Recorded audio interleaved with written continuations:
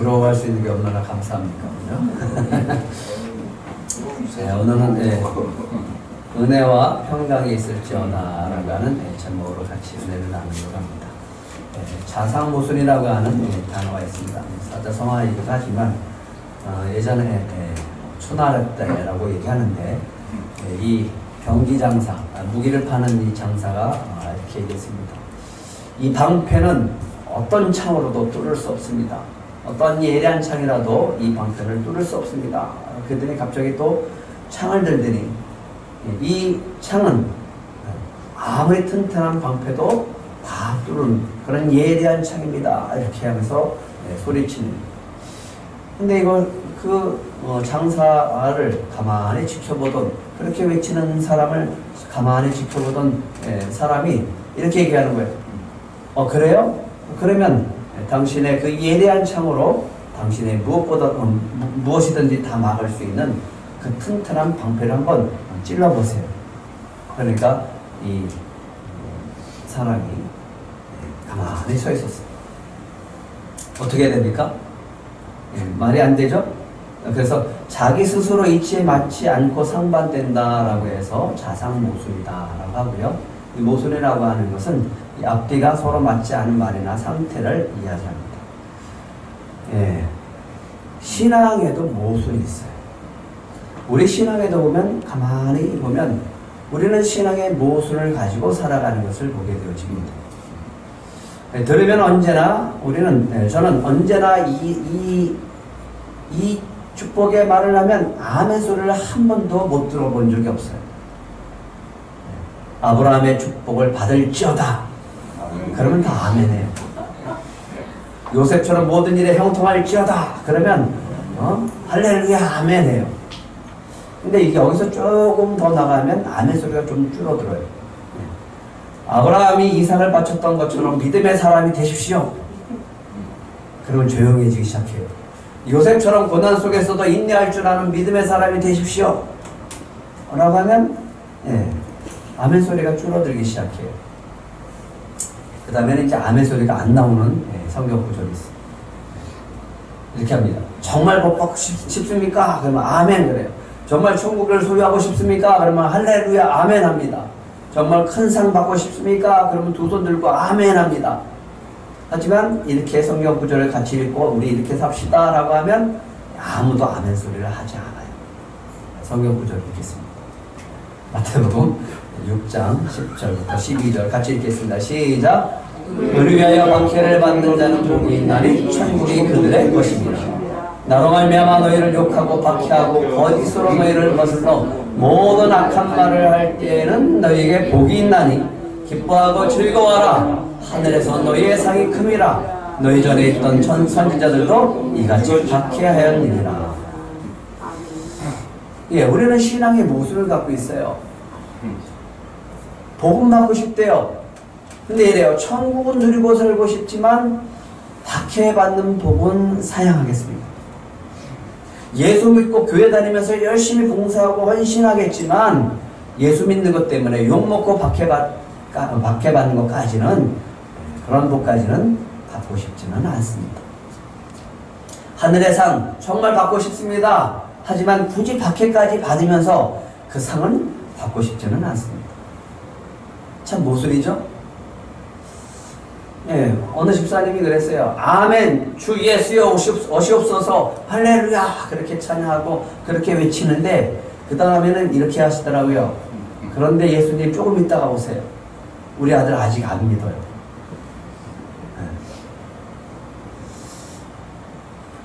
이런 모습이 사실은 우리의 모습이죠. 신앙의 모순 속에 빠져서 삽니다. 이것도 원하고 저것도 원하지만 주님은 이렇게 얘기합니다. 두 주인을 섬길 수는 없단다. 그러면서 이 신앙의 모순 속에 빠져서 나오는 그 모습은 바로 우리에게 그 모순 속에서 나오는 게 바로 외식이라는 문제가 생깁니다. 하나님을 향한 마음, 하나님의 마음이 정말 있는가를 들여다보면 없어요. 자기 열심이고 자기 의에 빠져서 자기가 드러나고 자기가 복받고 자기 이름이 좀 널리 알려지고 공로를 인정받고 하고 싶은 마음만 있는 거죠. 근데 그렇게 살다 보면 자꾸만 이 말씀에 부딪히게 되어져. 진리의 말씀에 부딪히는 거예요. 그래서 모순에 빠지게 되어져. 그럼 어떻게 할까요? 네, 해결책이 있습니다. 해결책은 아주 간단해요. 중심이 바뀌어지면 돼요. 네, 모든 중심이 내 중심이었다면 예수님 중심, 하나님 중심으로 옮겨지면 됩니다. 하실 수 있겠죠? 네. 한 사람만 아멘 하십니다. 하실 수 있겠죠? 네. 정말 이 시대에 가장 큰 문제이고 예수님 시대에도 문제였고 이 시대에도 똑같은 문제예요. 근데 이 문제를 가지고 우리는 해결책을 갖고 나가야 되는데 이걸 찾지 못하고 여전히 모순 속에서 빠져서 사시는 분들이 참 많습니다. 저도 그 가운데 빠질 때가 참 많아요.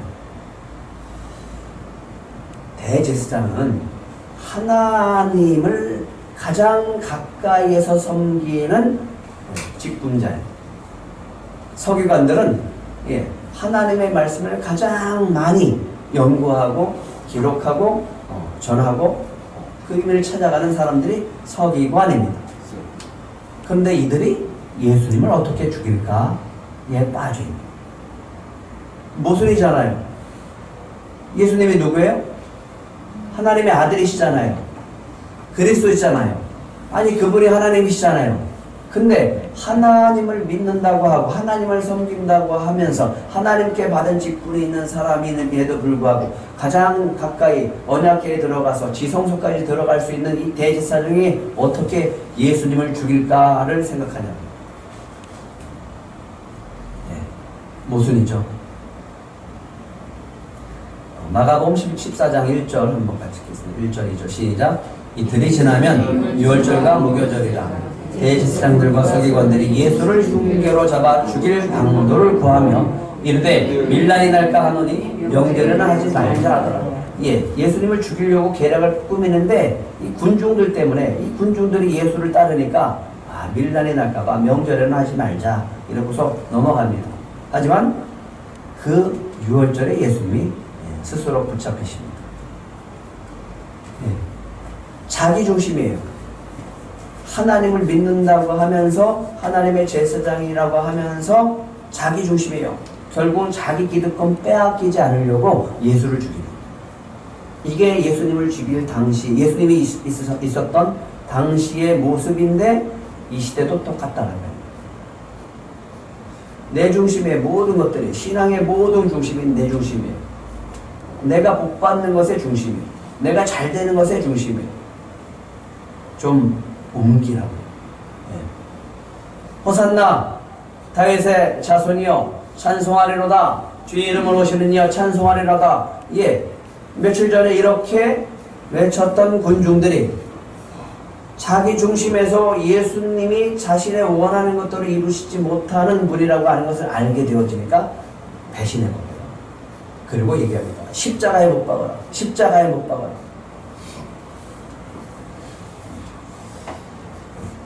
이미 그런데 예수님은 미리 말씀하셨어요. 이렇게 하는 것은 배신당하는 것도 있지만 예수님이 가시는 길이기 때문에 이 길을 가신다라고 합니다. 그래서 제자들에게 미리 말씀해 주셨습니다. 보라 우리가 예루살렘에 올라가노니 인자가 대제사장들과 서기관들에게 넘겨짐에 그들이 죽이기로 결의하고 이방인들에게 넘겨주겠고 그들은 능욕하며 침뱉으며 채찍질하고 죽일 것이나 그는 3일 만에 살아나리라 하시니라. 그래서 예수님이 붙잡혀 주시는 거예요. 그들이 이기는 게 아니라 예수님이 붙잡혀 주십니다. 그러면서 이렇게 얘기합니다. 누구 찾냐? 나사렛 예수입니다. 내가 바로 나사렛 예수다. 나 붙잡아봐라. 대신에 나의 제자들은 건들지 마라. 나를 찾거든 이 사람들은 가는 것을 용납하라. 이 내 제자들이 두려워서 도망치는 것은 용납해줘라. 나만 붙잡아봐라. 이렇게 합니다. 예수님은 왜 오셨다고 그랬죠? 왜 이렇게 하신다 그랬죠? 네. 지난번에 외우라고 그랬잖아요. 마가복음 10장 45절. 네. 다시 외워보겠습니다. 암송해 보겠습니다. 시작. 인자가 온 것은 섬김을 받으려 함이 아니라 도리어 섬기려 하고 자기의 목숨을 많은 사람의 대속물로 주려 합니다. 예수님은 아무리 인간이 자기 중심적으로 생각하고 예수님을 배신하고 죽이려고 해도 그 뜻을 이루시는 분은 바로 예수님이시고 그 뜻을 위해서 예수님은 스스로 십자가에 달리시는 분이다라고 합니다. 예수님 그것을 위해서 오셨다라고 하는 거예요.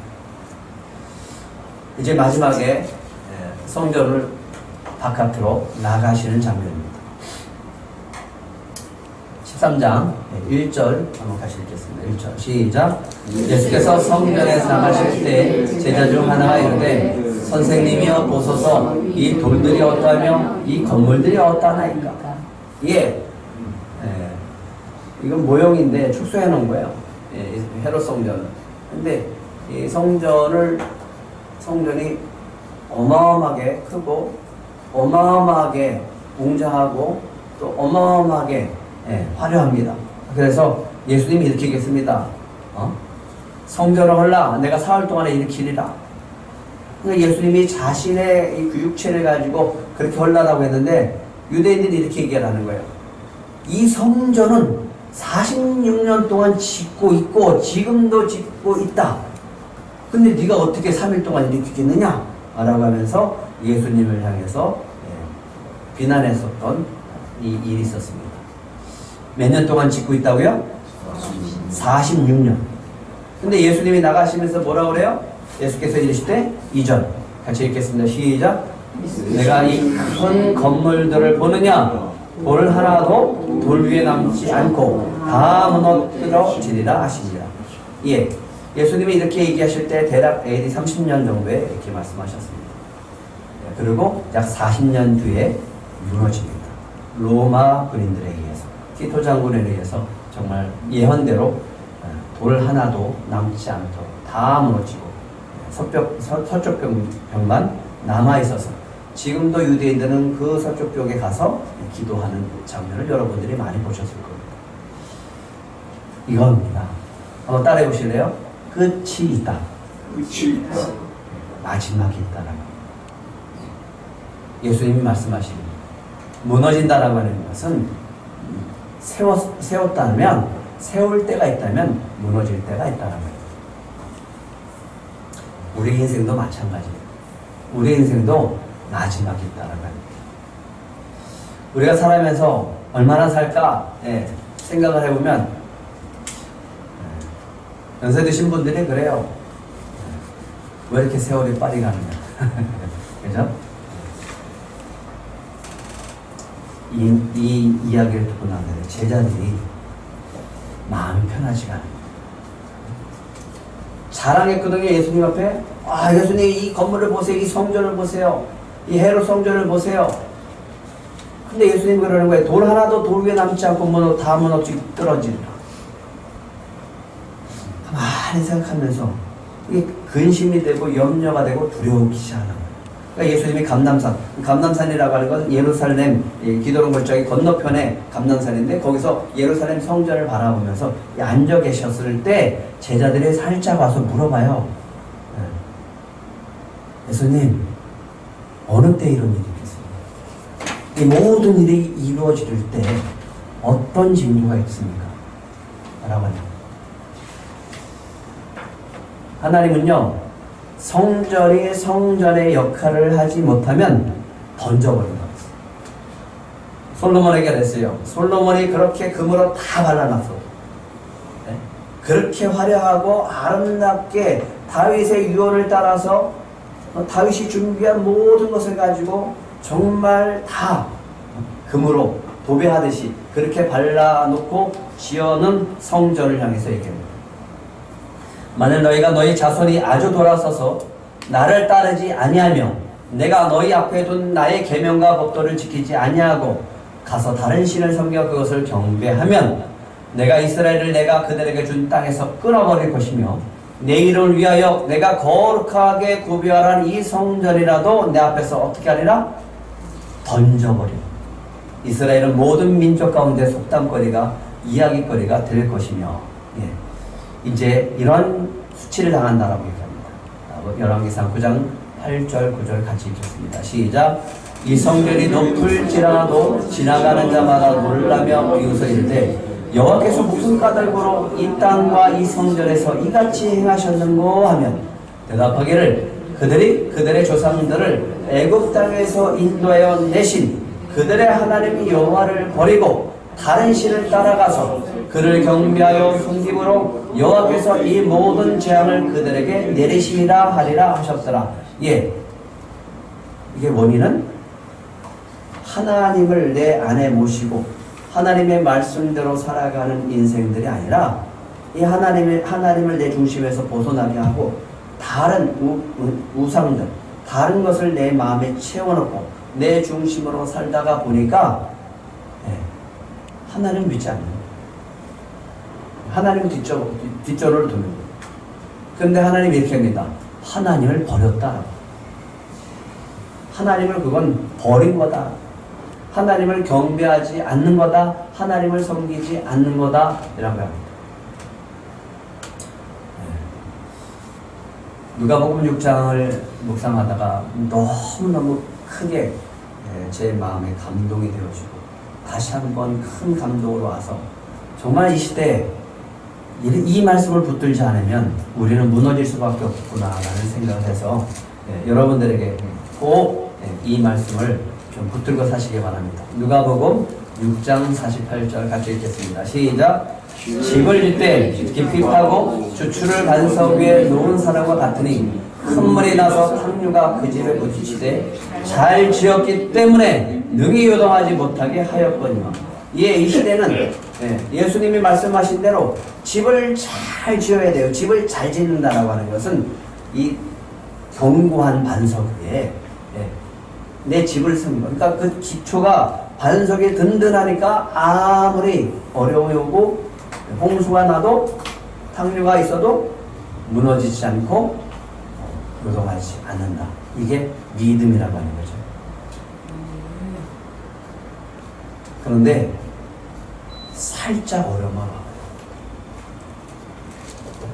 우리의 삶에 살짝 어려움만 와요. 금방 무너지죠. 이 시대는 그런 시대라고. 그래서 다시 한번 이 비결을 알려준다 그랬어요.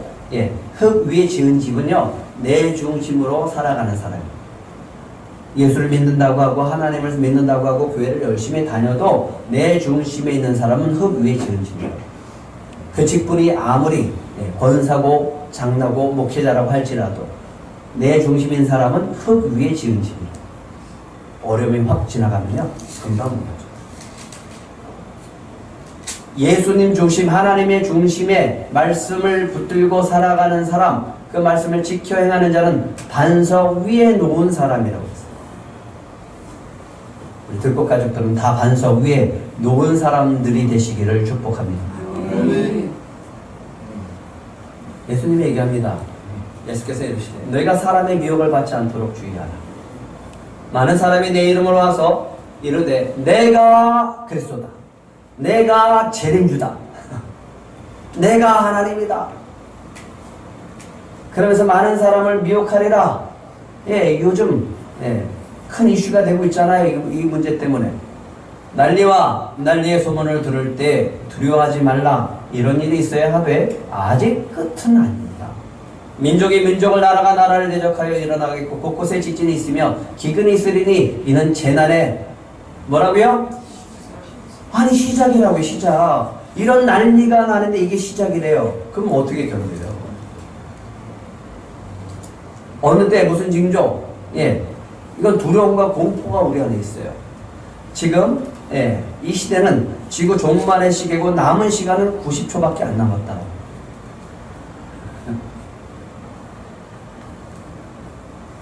이건 기독교에서 얘기하는 게 아니에요.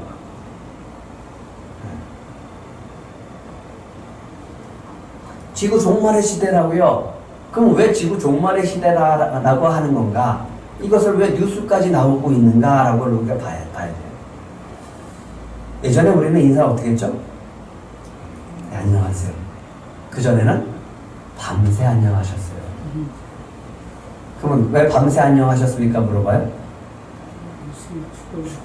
예, 밤새 안녕하지 않으시고 돌아가신 분들이 있으니까. 한번 볼까요? 말레이시아 도시 한복판에서 땅꺼짐 현상으로 거리에 구멍이 생겨났는데요. 당시 길을 걷던 여성이 땅속으로 빨려 들어가는 충격적인 장면이 공개됐습니다. 갑자기 보도블록이 꺼지면서 한 여성이 순식간에 사라집니다. 주변에 앉아있던 남성도 함께 떨어질 뻔했지만 가까스로 빠져나옵니다. 말레이시아 수도 쿠알라룸푸르에서 발생한 땅꺼짐 현상인데요. 이 사고로 40대 인도인 여성 관광객이 실종됐습니다. 한국도 안전지대가 아닙니다. 지난달 29일 서울 연희동 멀쩡하게 도로를 달리던 차량이 갑자기 뒷도하더니 왼쪽으로 90도 가까이 기울어 땅속에 처박혔습니다. 80대 운전자는 갈비뼈를 다쳤고 같이 탄 부인은 10분간 심장이 멈춰 심폐소생술을 받으며 병원에 옮겨졌습니다. 예상할 수 있을까요? 예상할 수 있냐고요? 예상할 수 없죠. 네. 이스라엘은 하도 침략을 당하고 하루도 이 평안한 날이 없어서 인사를 이렇게 합니다. 한번 따라해 보세요. 샬롬. 무슨 뜻이죠? 네, 평강할지어다. 평안하세요. 라고 하는 호주에 있는 분입니다. 자기가 재림 예수래요. 한국은 훨씬 더 많습니다. 자기가 재림 예수래요. 근데 이해할 수가 없는 게 많아요. 그런데 그걸 믿고 따라가는 사람들이 있어요. 정말 도저히 이해가 안 가요. 왜 이단들은 점점 부흥하고 왜 교회는 돈이 없을까? 네? 이단들은 건물을 많이 살아서 여기저기 투자도 많이 하는데 왜 교회는 가난할까? 너무 속상할 때가 많아요. 교회 건물이 이단한테 다 팔려가요. 이런 시대에 살고 있어요. 어느 때 무슨 징조가 있습니까? 난리와 난리의 소문을 들을 때 두려워하지 말라. 이런 일이 있어야 하되 아직 끝은 아닙니다. 다시요. 7절 한번 같이 읽겠습니다. 7절 시작. 난리와 난리의 소문을 들을 때 뭐하지 말아라? 두려워하지 말라. 이런 일이 있어야 하되 아직 끝은 아니냐. 아니 아직 끝이 아니라면 어떻게 하라고 하는 거예요. 네. 민족이 민족을 나라가 나라를 대적하여 일어나겠고 곳곳에 지진이 있으며 기근이 있으리니 이는 재난의 뭐라고요? 시작이라고요. 시작. 우리는 그 재난 안에 지금 들어가 있어요. 난리, 전쟁, 테러, 지진, 기근, 재난. 그런데 주님은 뭐라고 해요? 두려워하지 말아라. 난리, 전쟁, 테러, 지진, 기근, 재난이 있어도 반석 위에 놓인 사람은 두려워하지 말라는 말씀에 순종하게 될 줄 믿습니다. 왜? 우리는 반석 위에 있습니다. 지구 종말의 시기에 남은 시간 90초라고 합니다. 지금부터 보여드릴 테니까 두려워하지 마세요.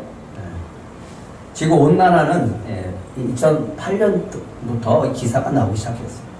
2012년 기사인데 이 사람은 미국의 트럭 기사예요. 그러니까 운전대가 왼쪽에 있으니까 햇빛이 왼쪽 얼굴에 비치는 거잖아요.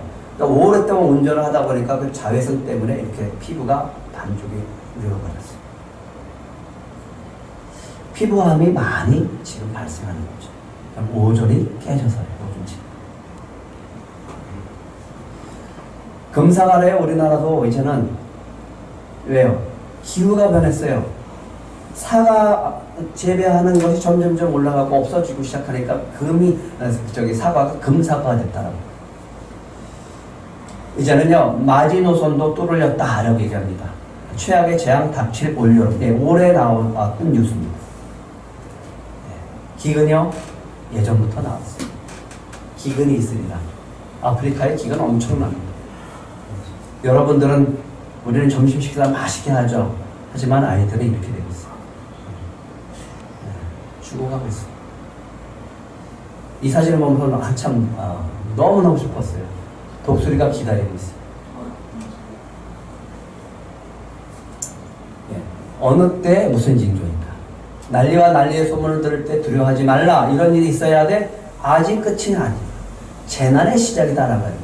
하지만 우리한테 뭐라고 그래요? 두려워하지 말래요. 이런 시대에 우리는 두려워하지 말라요. 근데 그 두려움이 찾아오는 걸 어떻게 해요? 곳곳에 지진이 있습니다. 예, 터키, 트르키에 시리아 사망자 24,000명, 10만 명 예상도 나와. 예, 또 지진이 나고 또 지진이 났습니다. 예, 이렇게 시체들이 널브러져 있어요. 이란은요, 무려 최소 2만 명. 미국, 일본 쓰나미, 화산 폭발, 재난의 시작. 콩고는요, 2002년도에 이렇게 나옵니다. 10만 명 실종됐다. 그래서 뉴스위크 퀴즈에서 이렇게 됐습니다. 지구가 미쳤다. 이 기사는 2011년도에 나옵니다. 재난의 시작이다. 홍수요, 잘 보세요. 연도수에 따라서 한번 해봤습니다. 재난의 시작 2000년, 2001년에 기사입니다.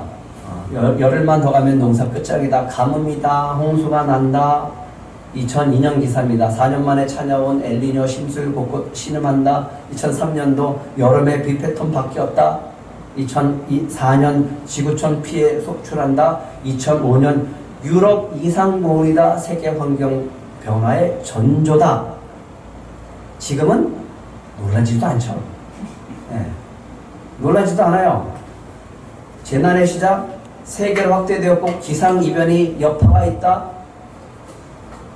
아무리 떠들어도 우리는 별로 감동이 없죠. 이제 하도 기상이변 하도 그러니까 2009년입니다. 쓰나미, 태풍, 폭우, 몸살 앓는 환태평양. 2016년도입니다. 유럽 강타했고요. 우박이 맞아서 이렇게 여성이 아기가 다쳤어요. 얼마나 우박이 큰지. 차량은 다 파손돼요. 올해입니다. 그리고 어제 뉴스입니다. 2024년. 역대 가장 더운 2024년. 가뭄, 홍수 동시에 옵니다. 중국은 지금 큰 약이라고 하는 태풍 때문에 100만 명이나 대피하고 있다. 어느 때 무슨 징조가 있습니까? 난리와 난리의 소문을 들을 때 두려워하지 말아라. 이런 일이 있어야 돼. 아직 끝은 아닙니다. 재난의 시작이지만 반석 위에 누운 사람은 두려워하지 않게 될 줄 믿습니다. 아멘 좀 하보세요. 우리는 코로나를 겪었죠.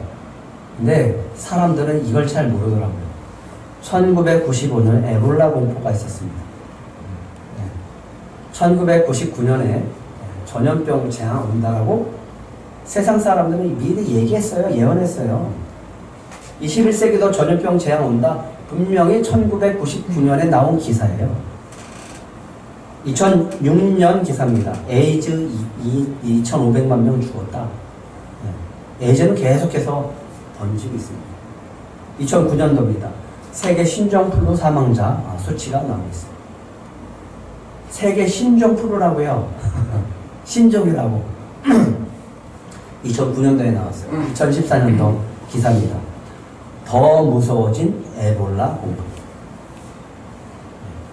우린 기억하고 있죠. 이제 슬슬 우리나라도 이제 긴장하기 시작했던 데가 2015년입니다. 메르스 공포가 있습니다. 그러니까 중동 갔다 온 사람 검사하고 그래서 메르스가 있는 우리나라에 퍼지는 건 아닌가 하면서 우리도 두려워했고요.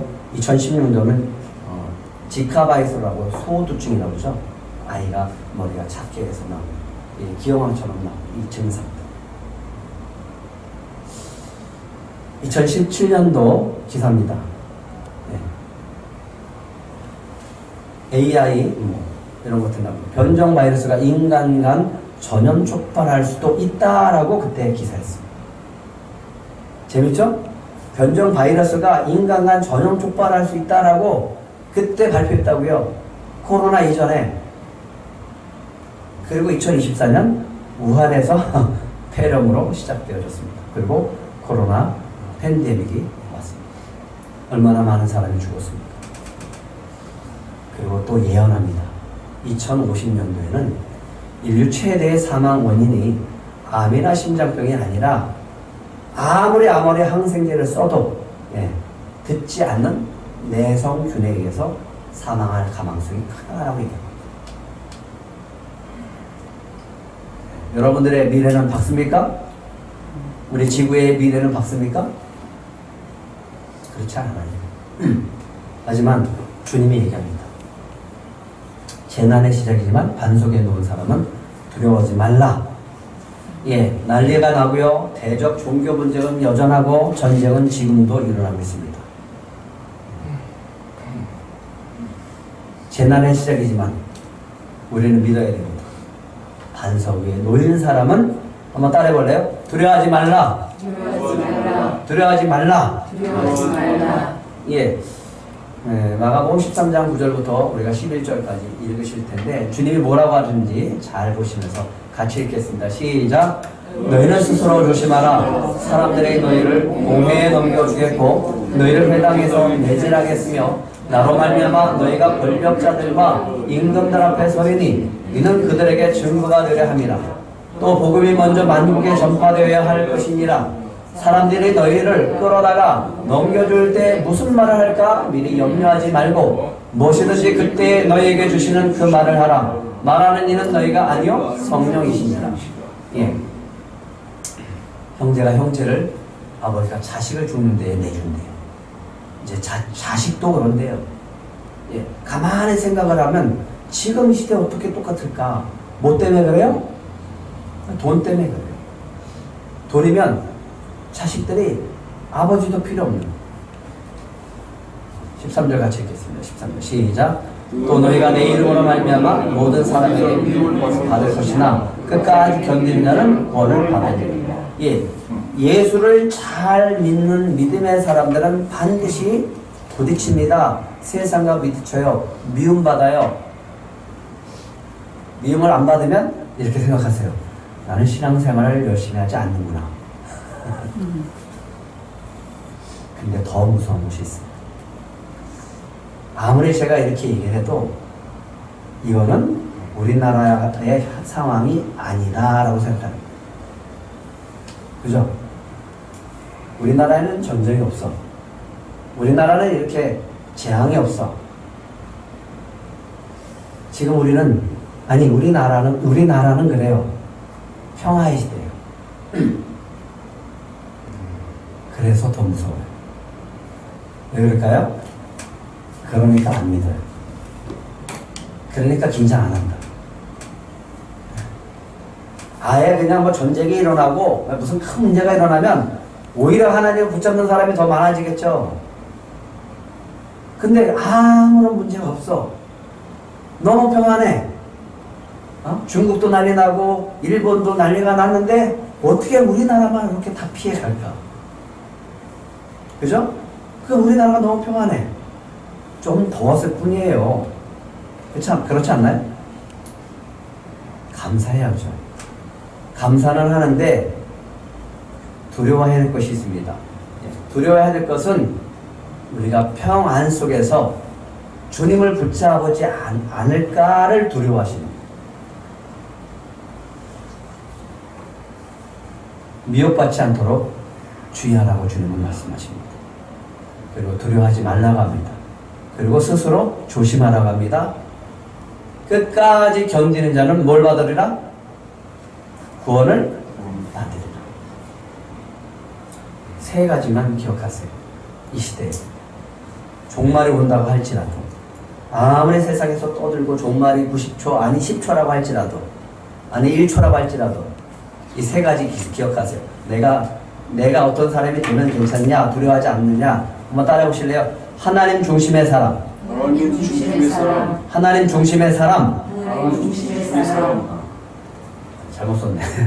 예수 그리스도를 굳게 믿는 사람. 예수 그리스도를 굳게 믿는 사람. 예수 그리스도를 굳게 믿는 사람. 예수 그리스도를 굳게 있는 사람. 성령으로 충만한 사람. 성령으로 충만한 사람. 성령으로 충만한 사람. 성령으로 충만한 사람. 기억하세요. 우리가 축도할 때 성부, 성자, 성령의 축복을 한 것처럼 여러분이 성부, 성자, 성령을 꼭 붙잡고 계시면 두려워할 필요가 없을 줄 믿습니다. 이스라엘은 어떤 인사를 한다고요? 샬롬을 했습니다. 그런데 예수님이 부활하시고 난 다음에 제자들이 자신들도 붙잡힐까봐 두려워할 때 찾아오셔서 하신 말씀이 있습니다. 요한복음 20장 21절 22절 이 두려워하는 제자들을 향해서 말씀하십니다. 같이 읽겠습니다. 시작. 예수께서 또 이르시되 너희에게 평강이 있을지어다. 아버지께서 나를 보내신 것 같이 나도 너희를 보내노라. 이 말씀을 하시고 그들을 향해서 숨을 내쉬며 이르시되 성령을 받으라. 두 가지입니다. 너에게 평강이 있을지어다. 성령을 받으라. 그러면 두려움 없이 여러분들이 담대하게 세상을 승리로 믿음 가운데 살아가게 되어줄 줄 믿습니다. 바울은요 서신서 제일 앞에 항상 이런 인사를 하는데 가장 제가 좋아하는 성경 그 인사 가운데 가장 좋아하는 성경 구절은 에베소서 1장 2절입니다. 이제 두려워하지 말고 우리는 적어도 우리 들꽃 가족은 이렇게 인사해야 됩니다. 에베소 1장 2절 같이 읽겠습니다. 시작. 하나님 우리 아버지와 주 예수 그리스도로부터 은혜와 평강이 너에게 있을지어다. 기억하세요. 은혜와 평강이 누구로부터 나온다고요? 하나님과 주 예수 그리스도로부터 나오는 은혜와 평강이 당신에게 여러분에게 있을지어다. 그렇게 한번 인사해 보세요. 이 성경 구절을 여러분들이 서로 아침에 일어나서 단전까지 사랑하시는 두 부부가 한번 매일 아침 한번 해보세요. 이번 주 인사입니다. 미션. 하나님 우리 아버지와 주 예수 그리스도부터 은혜와 평강이 우리 자녀들에게 당신에게 우리 들꽃 가족에 있을지어다. 아멘.